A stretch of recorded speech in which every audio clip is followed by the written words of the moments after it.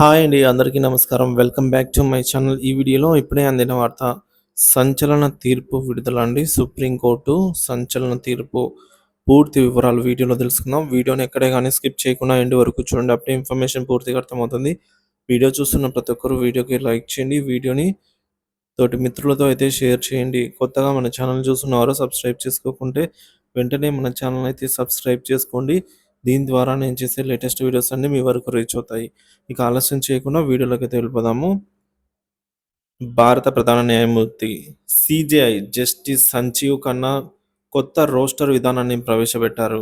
దీని ప్రకారంగా సుప్రీంకోర్టులో 16 ధర్మాసనాలకు కొత్త కేసులను కేటాయిస్తారు. ఈ విధానం సోమవారం అంటే ఈ రోజు నుంచి అమల్లోకి వచ్చింది.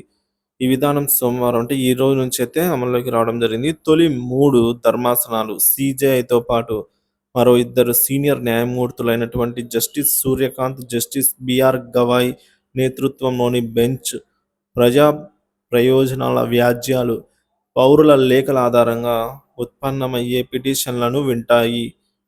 సామాజిక న్యాయం, రాష్ట్రపతి, ఉపరాష్ట్రపతి ఎన్నికలకు సంబంధించిన వివాదాలు, ఎంపీ, ఎమ్మెల్యే ఎన్నికకు సంబంధించిన ఆదేశాలు సీజేఐ నేతృత్వంలోని ధర్మాసనం ముందుకు అంటే వారి దగ్గరికి వస్తాయన్నమాట.